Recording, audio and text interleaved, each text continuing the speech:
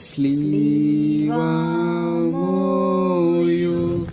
శక్తి లేక త్రోవాయందు క్రిందగులే లేవలేక యేసువు. 9వ స్థలము యేసు ప్రభు 3వసారి శిలువ కింద బోర్లపడుట. యేసుక్రీస్తువా మిమ్మల్ని ఆరాధించి మీకు స్తోత్రం చేయుచున్నాము. ఏలైనా మీ తిరుశిలువ చేత లోకమును రక్షించిత్రే.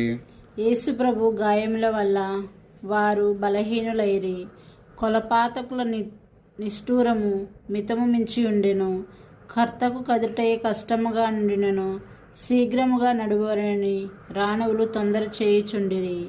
ఇచ్చట ప్రభువు 3వసారి శిలువ కింద పడుటను ధ్యానించదుముగాక.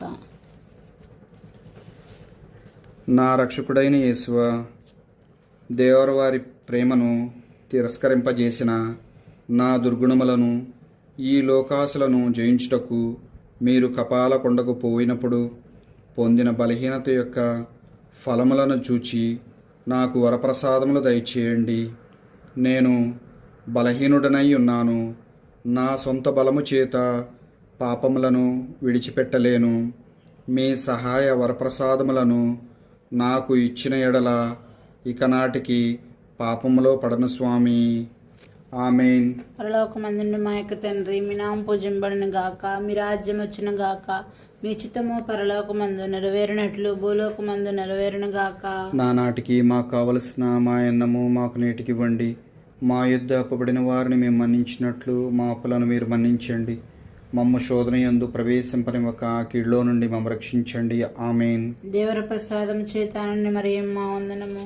ఏరిన వారు మీతో ఉన్నారు, స్త్రీలలో ఆశీర్వదింపడిన వారు మీరే, మీ గర్భఫలముకు చేసి ఆశీర్వదింపడిన వారగునే. పరిశుద్ధ మరియమ్మ సర్వేశ్వరుని యొక్క మాత, పాపాత్ములమై ఉండు మా కొరకు ఇప్పుడును మా మరణ సమయమందును ప్రార్థించండి. ఆమెన్. పితా పుత్ర పవిత్ర ఆత్మకు మహిమ కలుగును గాక.